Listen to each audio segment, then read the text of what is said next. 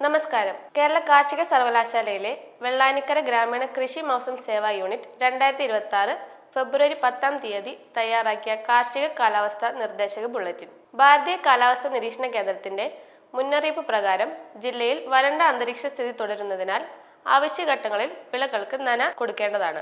ജില്ലയിൽ വരും ദിവസങ്ങളിൽ കൂടിയ അന്തരീക്ഷ താപനില 34 ഡിഗ്രി സെൽഷ്യസും കുറഞ്ഞ അന്തരീക്ഷ താപനില 23 ഡിഗ്രി സെൽഷ്യസും ആകാനാണ് സാധ്യത.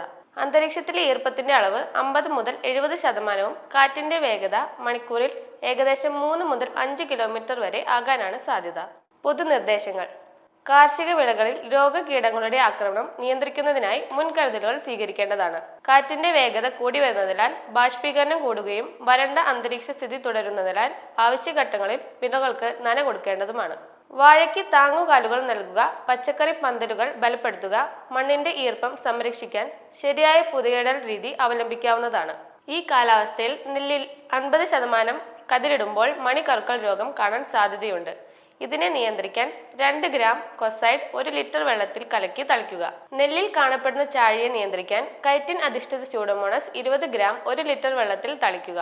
ആക്രമണം രൂക്ഷമാണെങ്കിൽ 10 മില്ലി ലിറ്റർ അസൈഡറാക്റ്റിൻ അല്ലെങ്കിൽ 2 മില്ലി മാലത്യോൺ 1 ലിറ്റർ വെള്ളത്തിൽ കലക്കി തളിക്കുക.